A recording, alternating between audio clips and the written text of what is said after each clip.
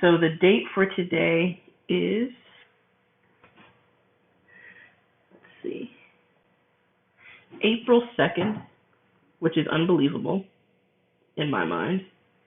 Can't believe it's April already, but it's here. And we're going to finish up our discussion on gases.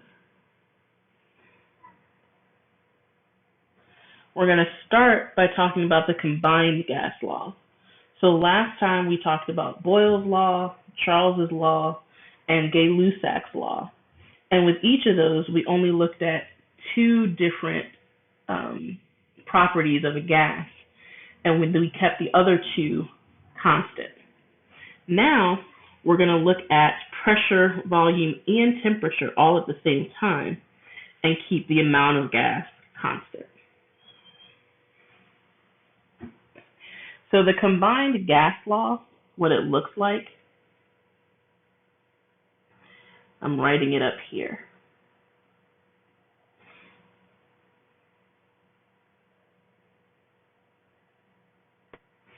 So that's the combined gas law. We take everything that we've learned from Boyle's law, Charles's law, and Gay-Lussac's law, and we say the amount of gas doesn't change, so that's our N, does not change. But everything else can change.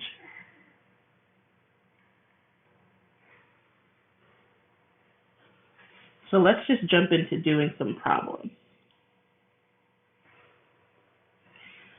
Let's say that you have a gas and it has a volume of 675 milliliters at 35 degrees Celsius and 646 millimeters of mercury pressure. What is the volume in milliliters of the gas at negative 95 degrees Celsius and a pressure of 802 millimeters of mercury, where N is constant? So there's a lot of numbers here. There's a lot to keep track of. And what I recommend is to make a little chart that has your knowns and what you actually need to solve for. So we're always going to have P1, V1, and T1, P2, V2, and T2. Then you fill it in from the problem. And I'll try to use some different colors here. So a gas has a volume of 675 milliliters. That's our V1.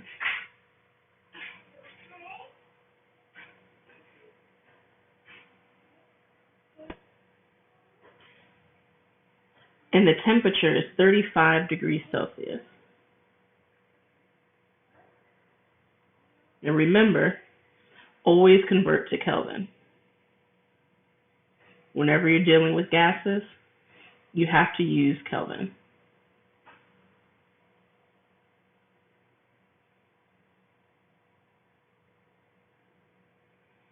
The final piece of information for the initial conditions of the gas is the pressure, and that's 646 millimeters of mercury.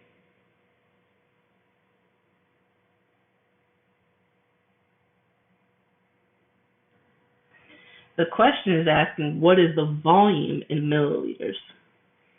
So for that, we're going to put a question mark. And our units are supposed to be milliliters. And our new conditions for the temperature is negative 95 degrees.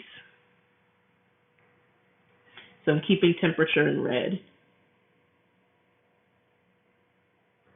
And our new pressure is 802 millimeters of mercury.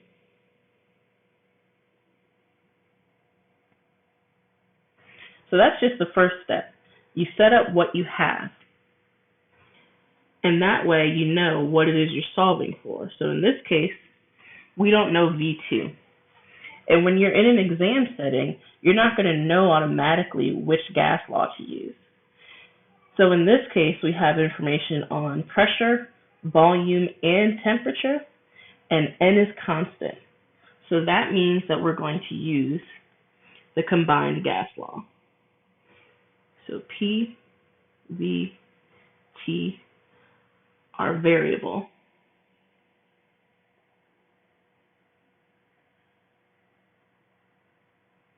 N is constant. That's how you can identify when you're supposed to use the combined gas law. Now we need to write out the combined gas law and figure out how to solve for V2.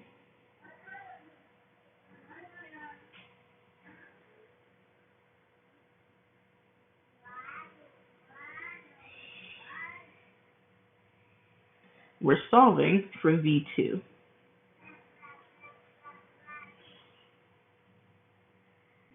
So are we good so far? This is just setting up the problem. We wrote out all of our variables, figured out which gas law we're supposed to use, and then we wrote out the equation we're supposed to use and circled the variable that we need to solve for. Does anyone need me to go through that again? You can raise your hand.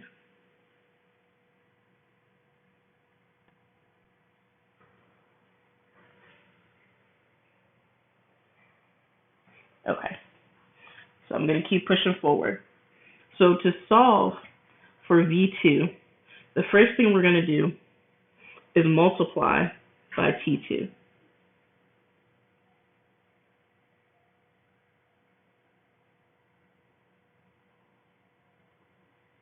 When you do that, you get T2 over T1 times P1 V1 is equal to P2 V2. Now you have to divide by P2.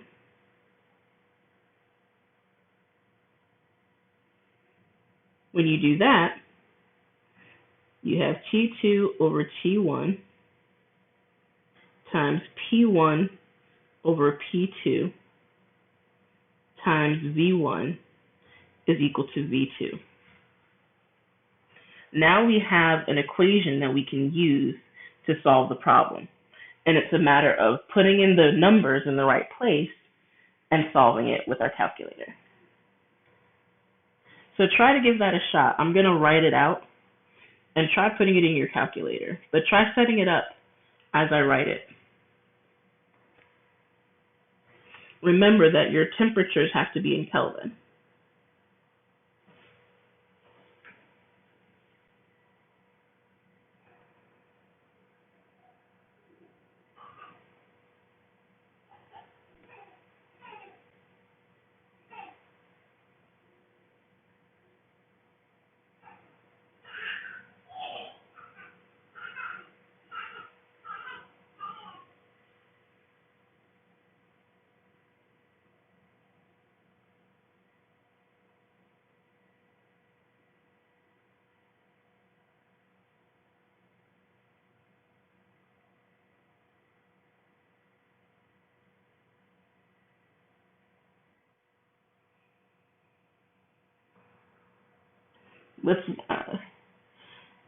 Let's see if a couple more people can chime in before I reveal what the answer is.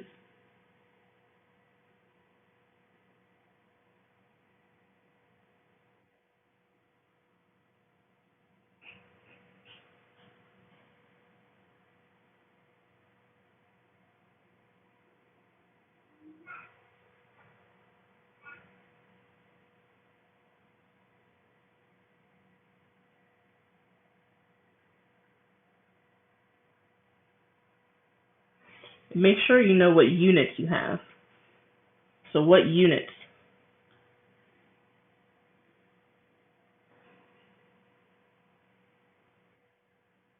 Milliliters, right.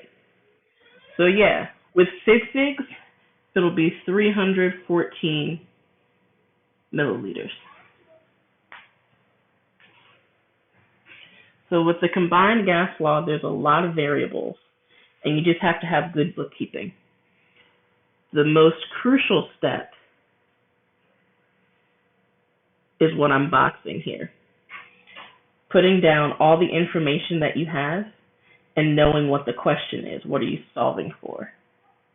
So that will help you a lot. We're going to do another combined gas law question. Does anyone have any specific questions on this one? If you need me to go over it again, you can raise your hand.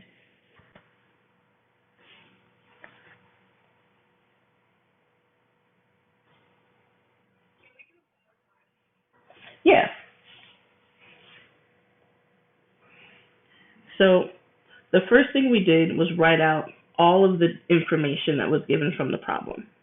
And I tried to keep the color of each variable the same. So we have a pressure, volume, and temperature for the initial conditions of the gas. And we have a pressure and a temperature for the new conditions of the gas. We do not have a volume. And the question is asking, what is the new volume in milliliters if we change the properties of the gas to have this different pressure and temperature? Because we have pressure, volume, and temperature, and we're told that the N, or the amount of gas, remains constant, that means we have to use the combined gas law. So in an exam setting or on a homework or something like that, you won't necessarily know which gas law you have to use until you write out all the information and see what's constant and what's not. So we know that we have to use the combined gas law.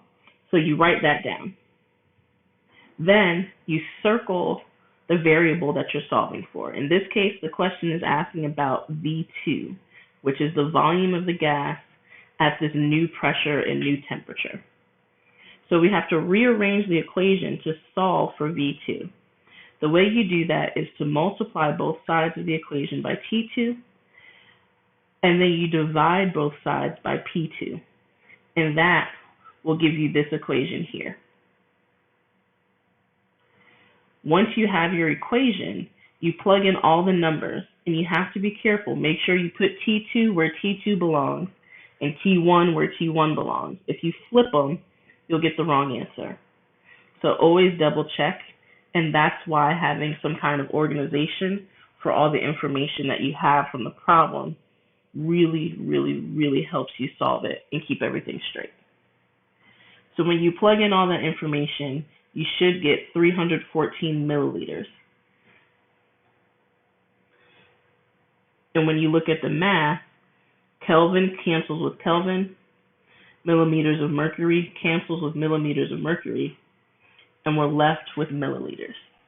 So that's why I write the T2 over T1 and keep the temperatures together, the pressures together, the volumes together, because it makes it easier to see what unit you have at the end. Does that help?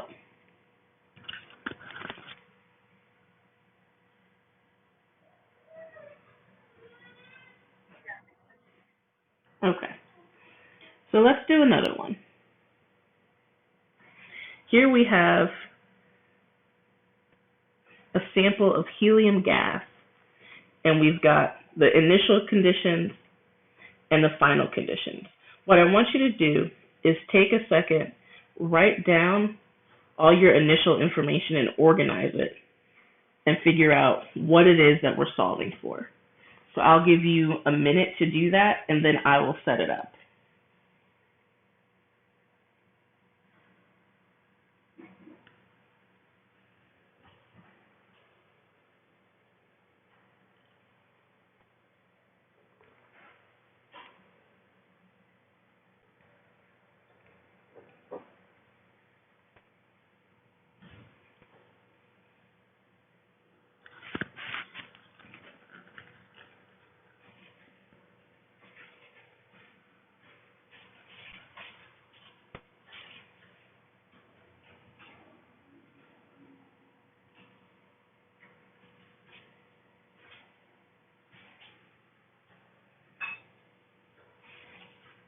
I'm going to start writing it out here. Oops, I don't want that color.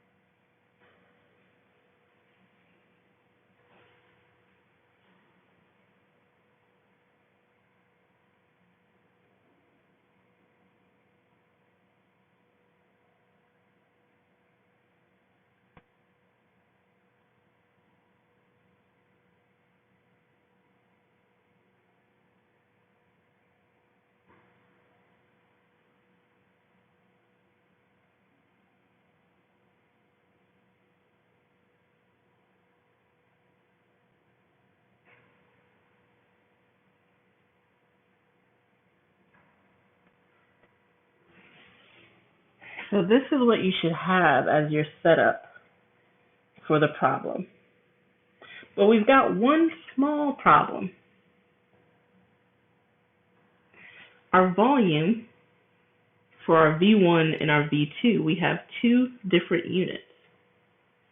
We've got liters and milliliters. Make sure your units match, because that can be, kind of a gotcha in a question. You know how to do it, but it's just that 0.180 liters and 90 milliliters, those are two different units. You could also have different units for your pressure. Maybe one pressure is in atmospheres and another pressure is in millimeters of mercury. So make sure that they match. In this case, 0.180 liters is the same thing as saying 180 milliliters. So if you may need to refresh yourself on conversions, which we did very early in the course. If you need some help with that, I can help you in office hours, or if you need one-on-one tutoring, we can do that too. But for the sake of time with the class, I'm just going to move on. Just know that your units have to match. Now we have all of this. We have pressures, temperatures, and volumes. We're told in the problem that N remains constant. So that means that we have to use the combined gas law.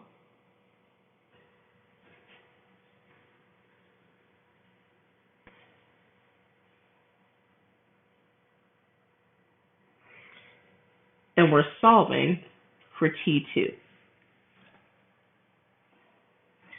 So I will give you a minute. I would like for you to try to finish the problem. Rearrange so that you solve for T2.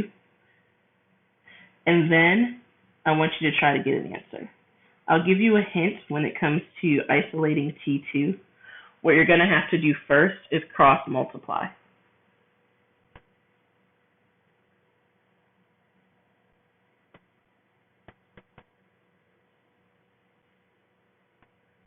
And what that looks like is this.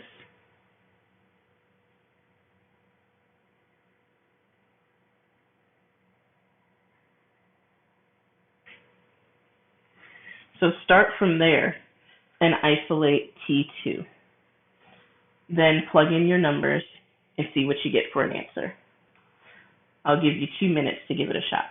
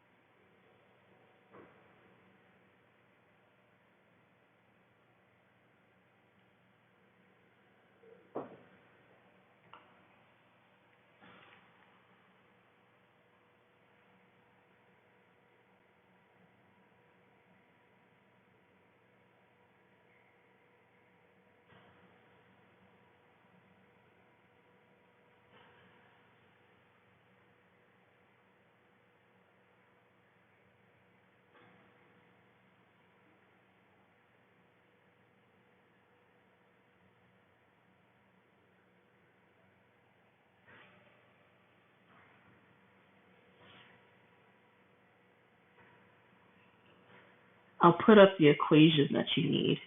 So I'll finish isolating T2. That way, if you got stuck on this part, you can still give the rest of the problem a try.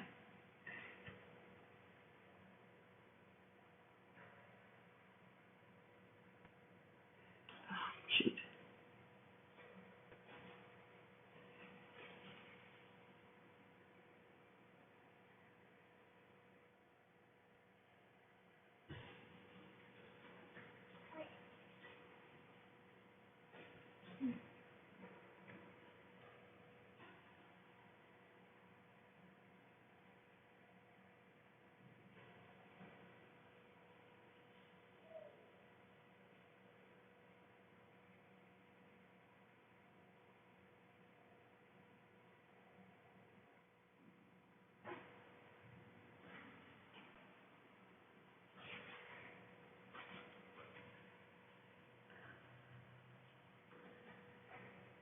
So I did not get either of those answers.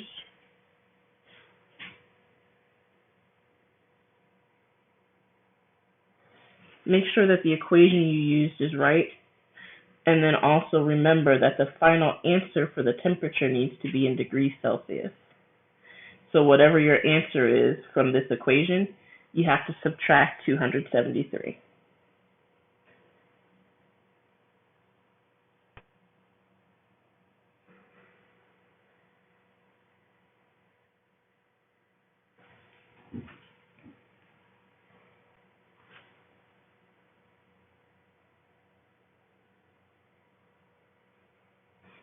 Also, make sure that your T1 is in Kelvin.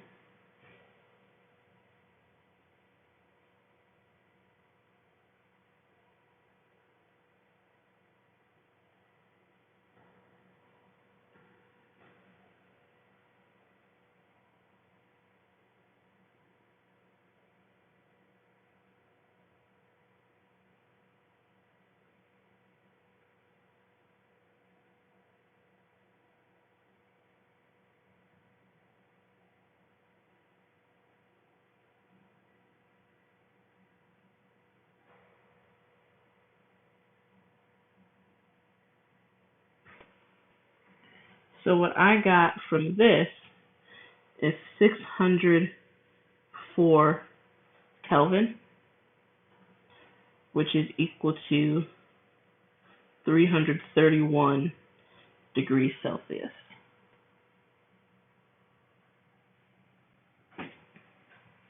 So make sure that you put everything in properly and that both of the volumes are in milliliters. You can do both of them in liters if you wanted. You'll still get the same answer. You just have to make sure that the volume for V1 and V2 has the same units. So for these, you just have to practice. Are there any big major questions? If you need me to run through this again, I can. You can raise your hand. Yeah. Jayla, what's your question, or do you just need me to? So I can go through it again. So the answer doesn't stay in Kelvin because the question says, at what temperature in degrees Celsius will the helium have a volume of 90 milliliters and a pressure of 3.2 atmospheres? So it's only because the question specifically asks you to find the temperature in degrees Celsius. Otherwise, you would leave it.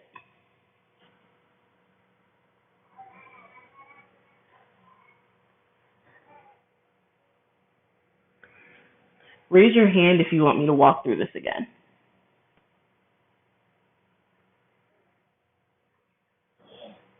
Okay, so we'll walk through it again. You can lower your hand. So the first thing we did was write down all of our information. And when we did that, we found one small little wrinkle. The volume, our V1, was in liters, and our V2 is in milliliters. We had to make sure that they're the same, so I said 0.180 liters is the same thing as 180 milliliters. Since we have volumes, pressures, and temperatures with an N remaining constant, the amount of gas remaining constant, that means you're using the combined gas law. I wrote out the combined gas law here, and then I circled what we're looking for. In this case, we're looking for T2, and the question asks for it to be in degrees Celsius. So to isolate T2, the first thing you have to do is cross multiply. So you multiply T2 by P1V1 and T1 by P2V2. When you do that, you get T2 P1V1 on one side and T1 P2 and V2 on the other. You divide by P1V1 to get the T2 all on its own. And when you do that, this is what you get.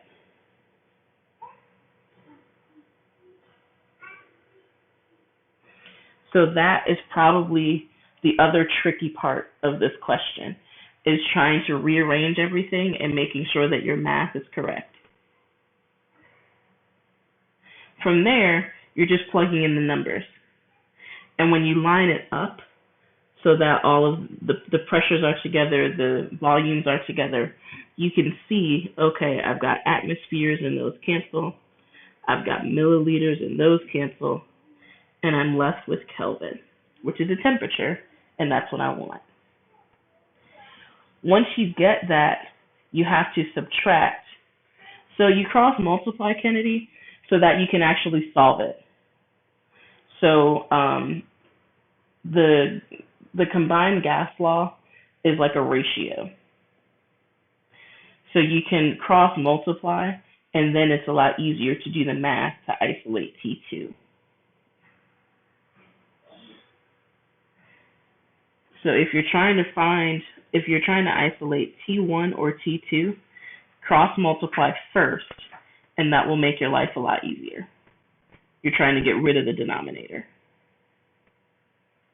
That's just a math thing. So if there's a struggle for any of you with the math, we can work on that in office hours. You're welcome. The last tidbit of this problem is you have to make sure that your answer is in the units that's asked for. So Jayla asked, why can't it just stay in Kelvin? Believe me, I'd like that too. Then I wouldn't have to do more work. But the question asks for degrees Celsius. So you have to subtract 273 to get degrees Celsius. So we'll do more practice.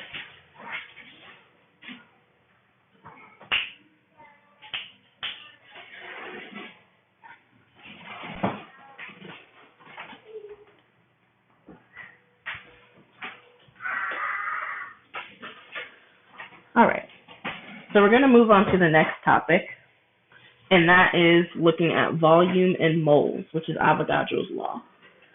We're going to learn about molar volume and what standard temperature and pressure conditions are.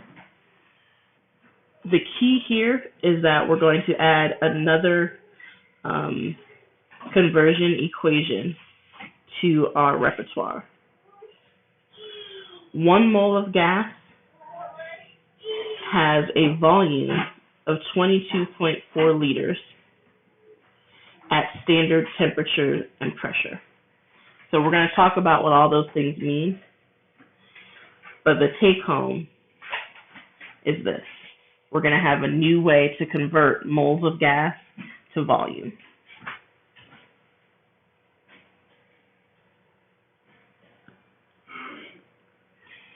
So Avogadro's law says that the amount of gas and the volume of gas are directly related. So that means if your volume increases, then your N, or your number of moles, will also increase. And if you decrease your volume, then you'll also decrease your number of moles. We can represent this with an equation. V1 over N1 is equal to V2 over N2. And under these conditions, we're keeping temperature and pressure constant. So the only thing that's changing is the volume and the amount of gas.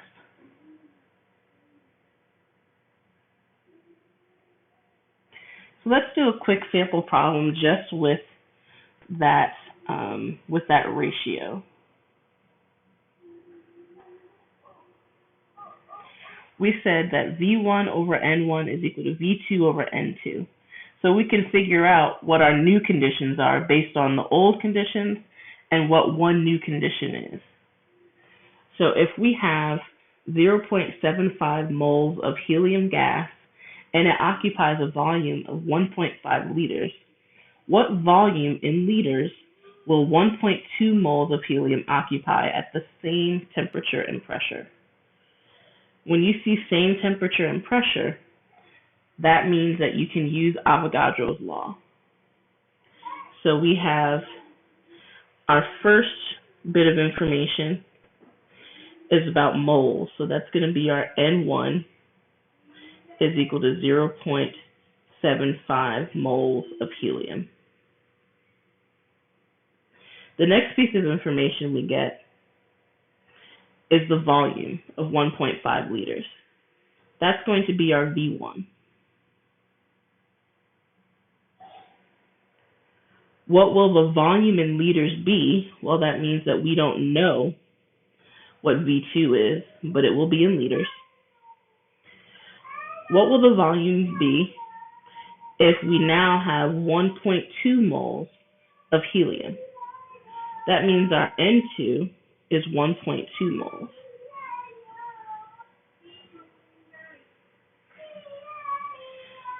So in this particular question, what we're looking for is V2. The first step is always cross multiplication with this one so that you can isolate your variables.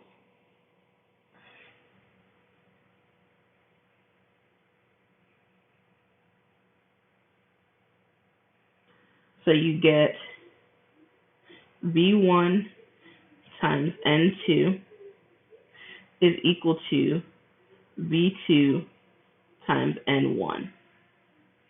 Now we can isolate V2 on one side by dividing by N1. And this is just algebra. So if the algebra is like, ooh wee, please let me know. Don't let that keep you from doing well. So when we do that, we cancel our N1s on the other side, and we're left with V1 times N2 over N1 is equal to V2. We plug in our numbers. V1 is 1.5 liters. N2 is 1.2 moles. N1 is 0.75 moles. And when you do that math, we'll give it a shot. Put it into your calculator and see what you get.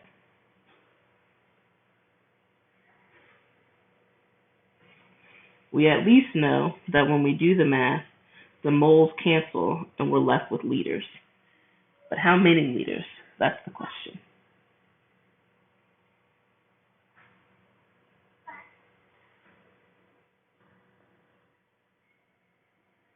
Yes, 2.4 liters.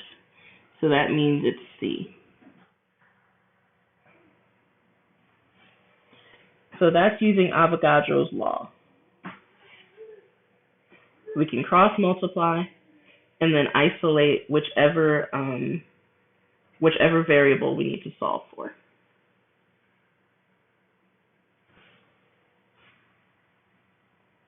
Raise your hand if you need me to go through that again, but it seemed like several of you were able to get to the answer.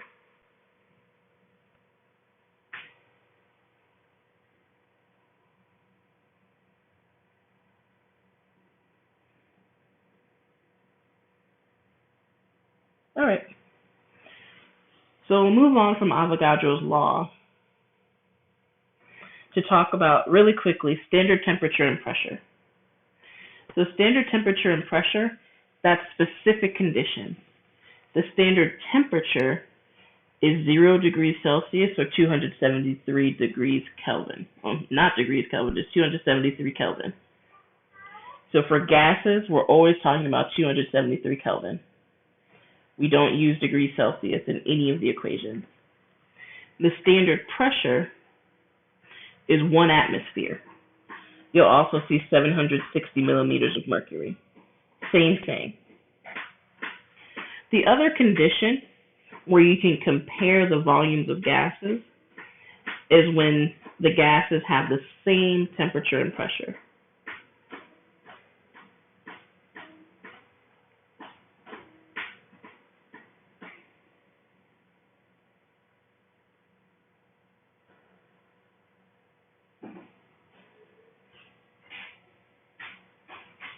So T and P are for temperature and pressure.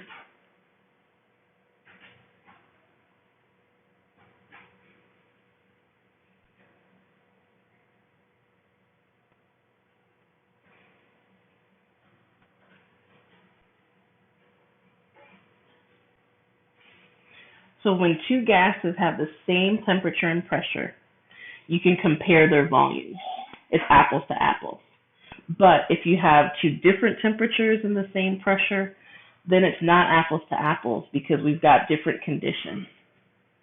So STP is a special condition that we use to talk about gases. When we talk about gases at STP, then we can also talk about molar volume. So at standard temperature and pressure, 1 mole of a gas occupies a volume of 22.4 liters. Doesn't matter what gas it is. So the identity of the gas doesn't matter.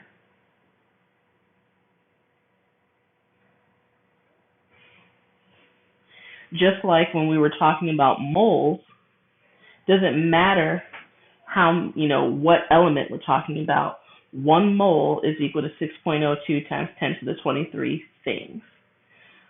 With gases, 1 mole of a gas at STP has a volume of 22.4 liters. This is our equation, our conversion equation. 22.4 liters is equal to 1 mole of gas. And we can write two conversion factors. One where we have the 1 mole of gas at the top, and the other where the 1 mole of gas is at the bottom. So let's make use of this molar volume at STP. Now this is just a visual representation. It's all the same. Let's do some math. What is the volume occupied by 2.75 moles of nitrogen gas at STP? Whenever you see at STP, you want to think molar volume.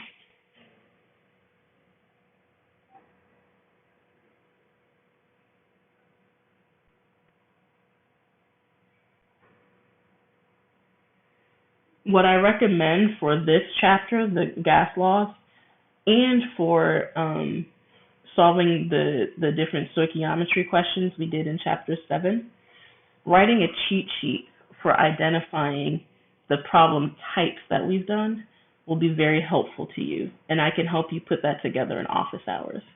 Because the biggest problem students have is identifying what kind of problem they have to solve.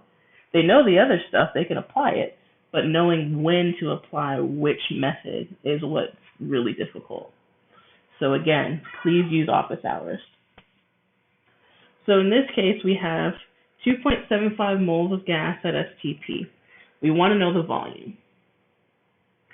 We know that 1 mole of gas has a volume of 22.4 liters. We need a unit factor, or conversion factor. Unit factor is my other class. They're the same thing. What we want needs to go at the top, and the units we have needs to go on the bottom. So if we're going to take this equation and write out what we have on the top and what we want on the top and what we have at the bottom, would I put liters at the top is what we want, or would I put moles at the top?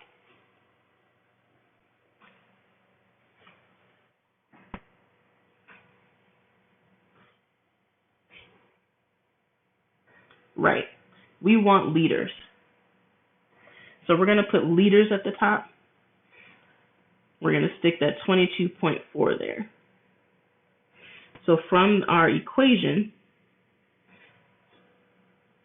that's there. That means we have to put the 1 mole of gas at the bottom.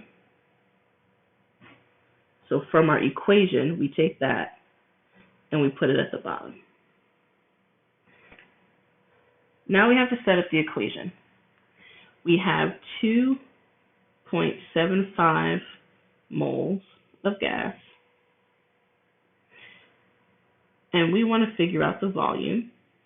We have our conversion factor. So you multiply 2.75 moles times 22.4 liters over 1 mole. The moles cancel out.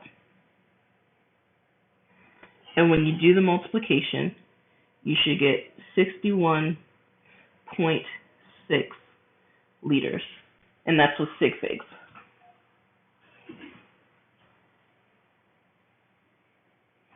So that's the simplest question that you're going to get with molar volume.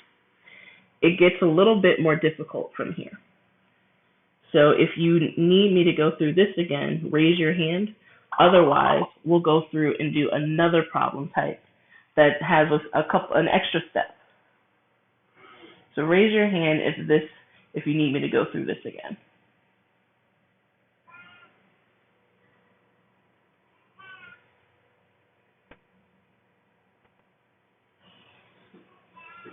Okay. Seems like we're good. Please don't be silent. If you're not good, let me know. It's really okay. So we had moles and we converted to volume. What if instead of starting with moles, we started with a mass in grams? So in this question, what is the volume at STP of 4 grams of methane, which is CH4? You can't go from grams directly to volume. We don't have anything for that. So we have to go from grams to something, and then from something to volume. What might that something be? Moles. So we have to convert grams to moles and then convert moles to volume. Now we already did this part, the second part. This uses the molar volume that we were just talking about because the conditions are at STP. But for the first part, how do we convert from grams of something to moles of something? This is something we've already done. Anybody have any guesses?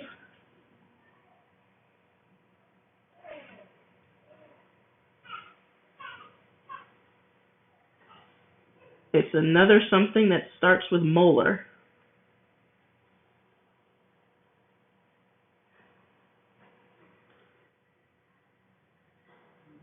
Jayla wins it.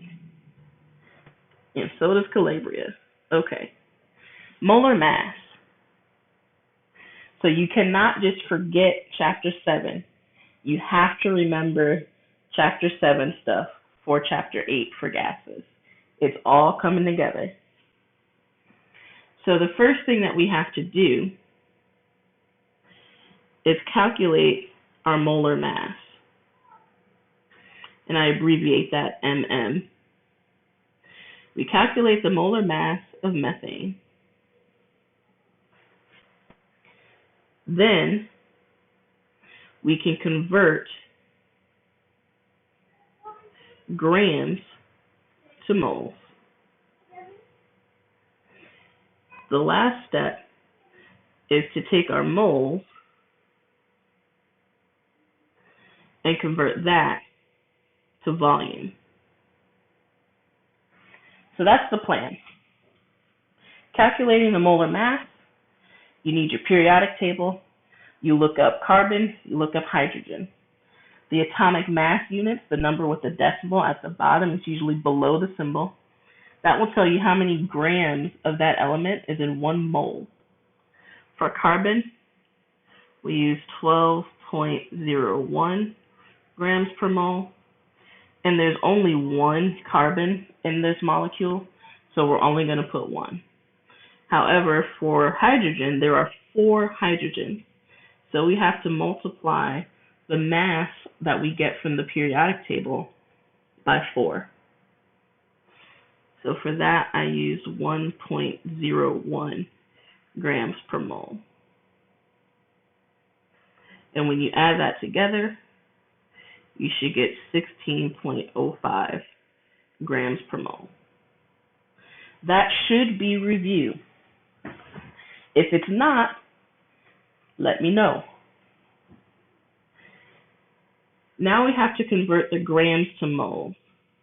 So remember that this molar mass is a conversion factor.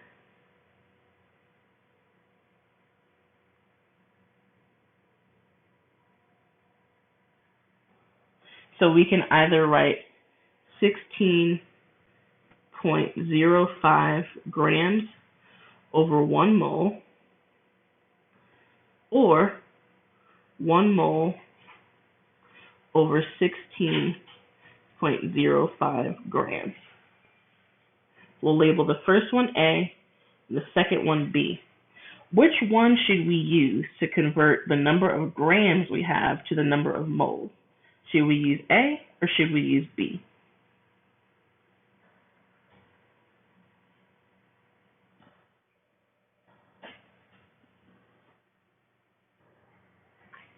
Yes, we should use B, because that will cancel out our grams and leave us with moles. So let's start setting up our problem. We have 4 grams of methane, which we got from the problem.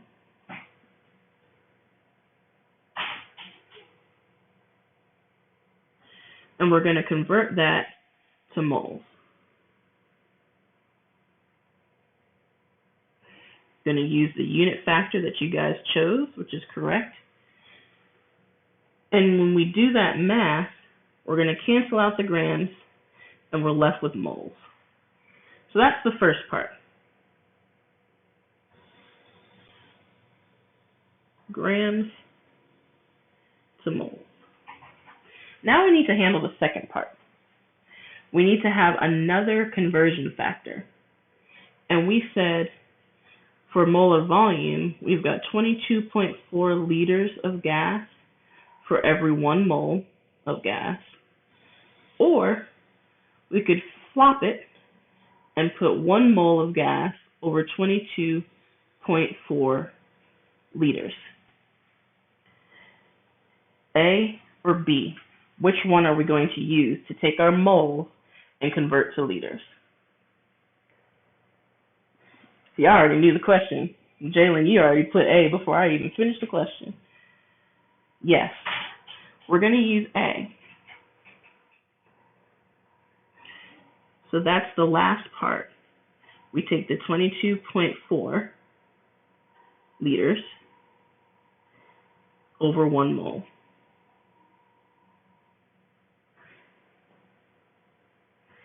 We cancel our moles, and we're left with liters. So put that into your calculator. Let me know what you get.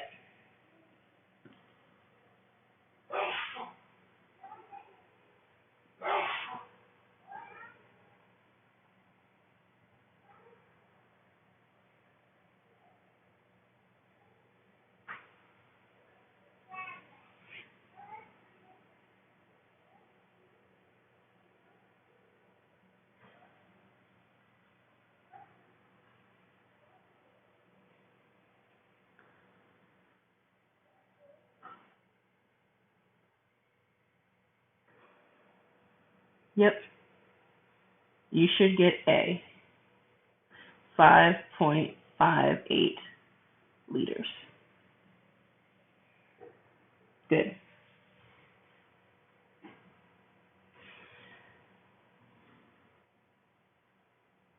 Good, good, good. So if you're not answering these questions and it's not making sense to you, and you're just kind of sitting there like, okay, I just believe you, please don't just sit quietly. Even if you don't feel comfortable saying, hey, I don't get it during class, make sure that you reach out via email, come to office hours, we can set something up. Because there's no reason for you to not do well. I'm here for everybody, not just the people who get it right away. For the sake of time, what we're going to do is I have another problem here. You guys can try this on your own. The answer is in the PDF, and there's a walkthrough of how to do it from the book. Give it a shot. I'll tell you right now the answer is C, and I'll help you set it up a little bit. In this case, you're starting with a volume. I can go back to the other slide, but it's not going to have everything that I wrote on it because it's the internet, so it doesn't save everything. This will be on YouTube, but when I go back, everything's gone. Yeah, that's the downside of using Collaborate Ultra, because once you switch slides or you move on to the next page of your document, everything you wrote is gone. So this one, the answer is C. You start with a volume, and you have to go from volume to something, and then something to grams. And that something, of course, is going to be moles. So it's the opposite of what we did in the last problem. So this will help make sure that you really understand it. Please do give it a try.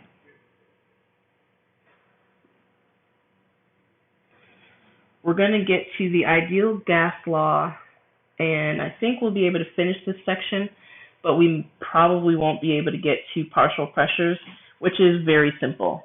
So if we can get through 8.7, 8.8 won't be that big of a deal, and we can finish that up in the first 10 minutes of class on Tuesday and then go to the review. I just don't want to rush through things. So the ideal gas law combines all four properties that we use to measure a gas. It has pressure, it has volume, it has the amount of gas, which is the N, the number of moles, and it has temperature.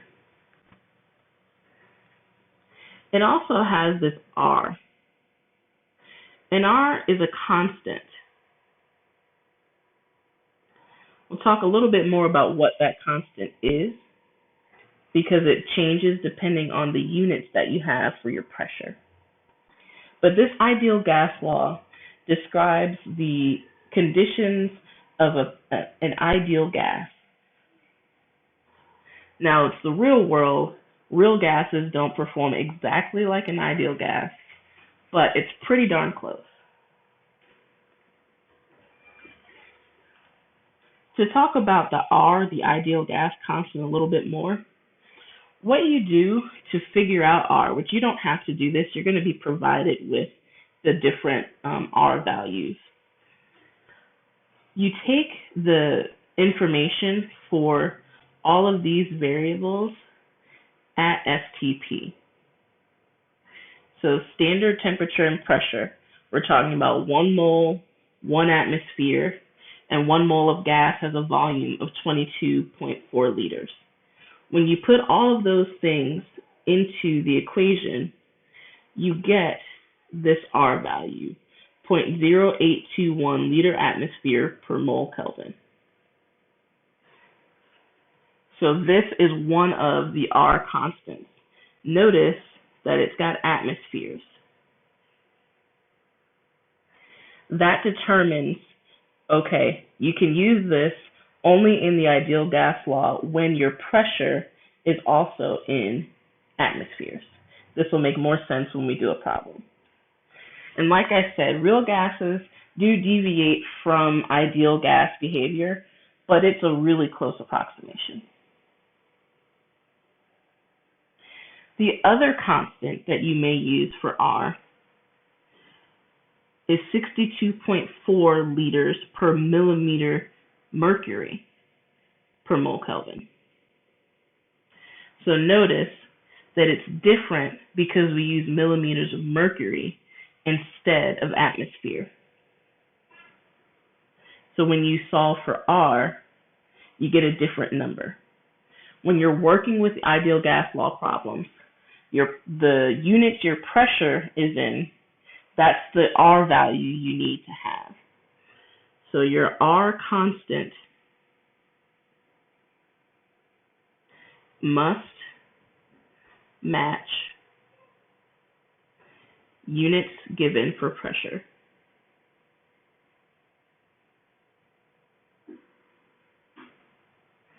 And that's P. So let's put that into practice. Let's say that we have dinitrogen oxide, which is laughing gas. At what pressure in atmospheres of 0.350 moles of laughing gas at 22 degrees Celsius in a 5-liter container? So what is the pressure in atmospheres of gas when you have 0.35 moles at 22 degrees Celsius in a 5-liter container? So here we're given information on N, we're given information on a temperature, and we're given information on a volume.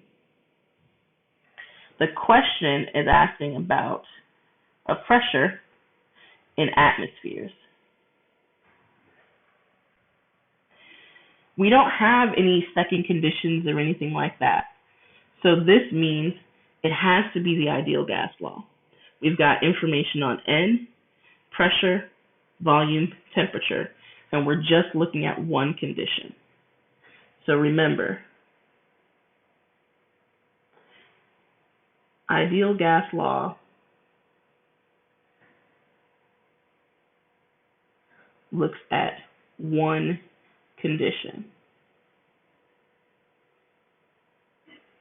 versus the combined gas law or some of the other laws that we were talking about, where you have a P1 and a V1 and a P2 and a V2, where we're comparing initial conditions versus a new or final condition. The ideal gas law is only looking at one set of conditions. So that's a big clue that that's what you need to use. Notice that the problem doesn't say anything about R. That's because it's a constant and you need to figure out which R you have to use. So our choices are 0.0821 liter atmospheres per mole Kelvin, or 62.4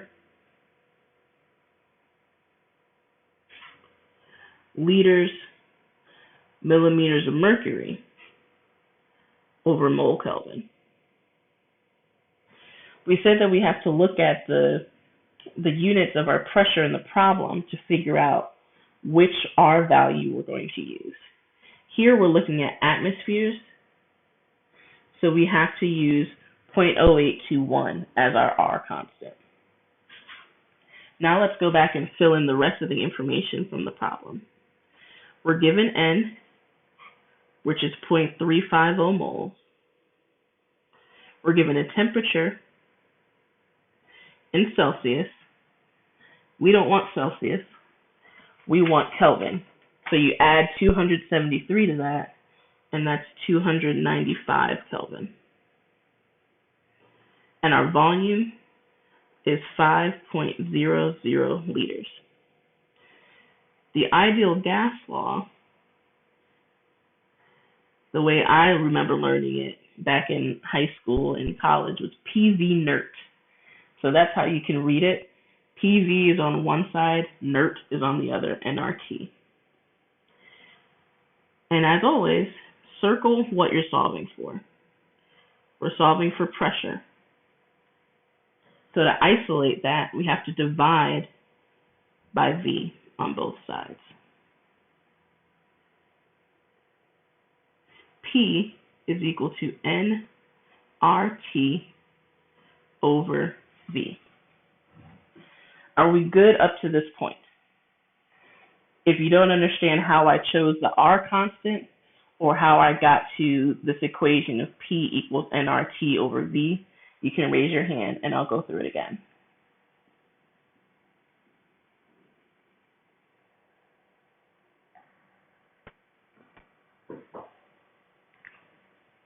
Alrighty.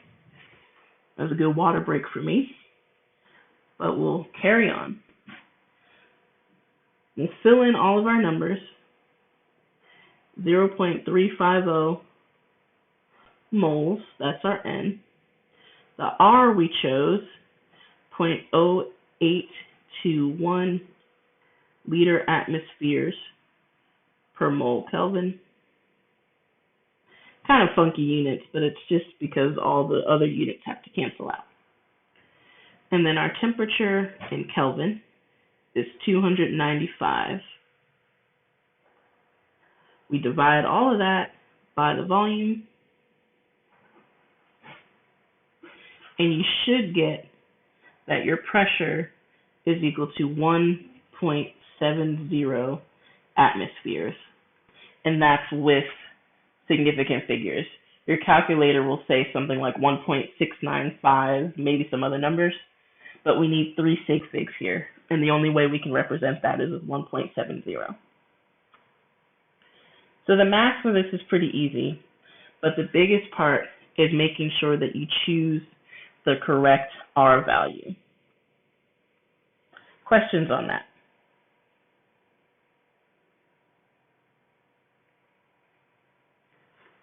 Okay. So I have another problem for you that you can try on your own. You have, you're finding the pressure again, only this time it's in millimeters of mercury.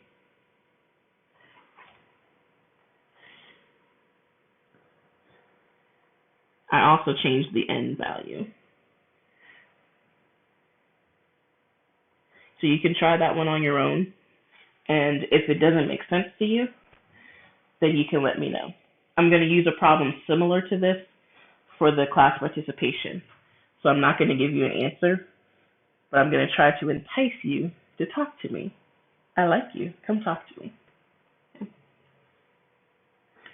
This table just has the 2 different R values that you can use. So one for atmospheres and one for millimeters of mercury.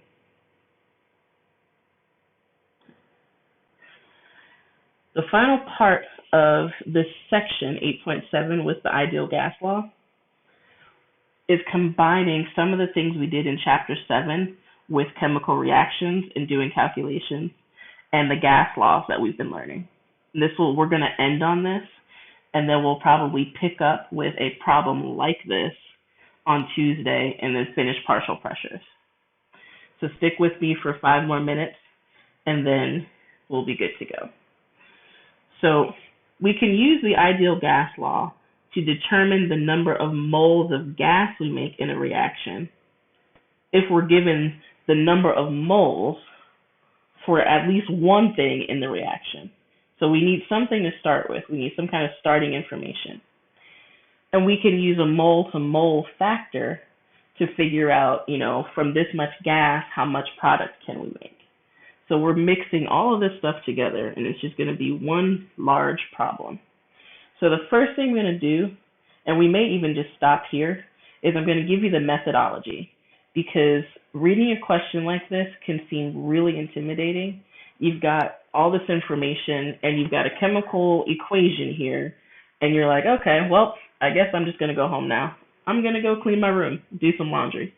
Believe me, I've been there. When something's challenging, my house is the cleanest that it will ever be when I'm procrastinating. So let's try to not be there. We've used this reaction a number of times. It's a very simple reaction. You have nitrogen gas, you react it with hydrogen gas, and you produce ammonia. Ammonia is a great cleaning agent.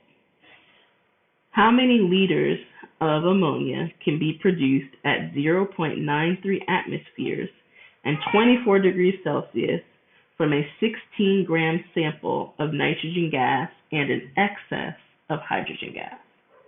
That's a mouthful.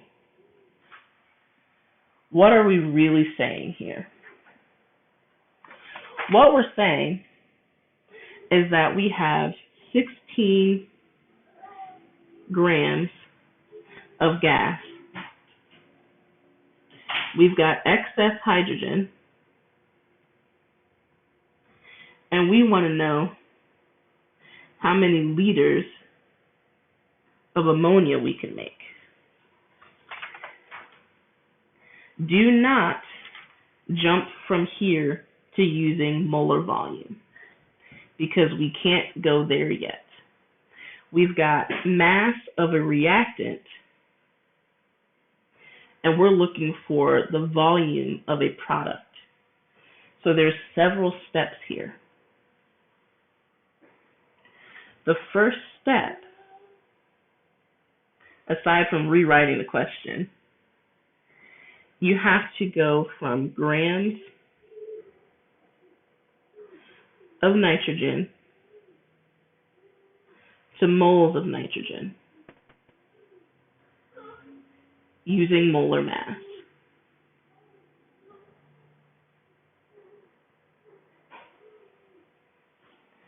Once you have your moles of nitrogen, you need to figure out how many moles of ammonia you're going to make. So you take your moles of nitrogen, convert it to moles of ammonia. And this is where you have to use a mole-mole factor.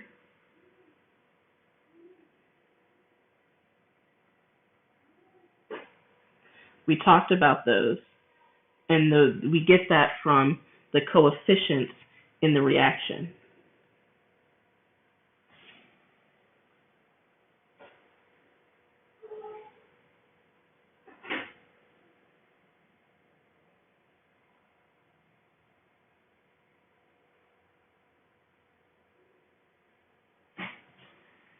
The last step,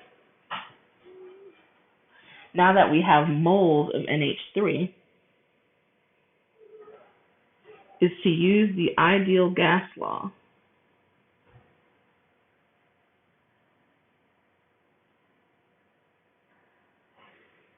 to calculate your volume.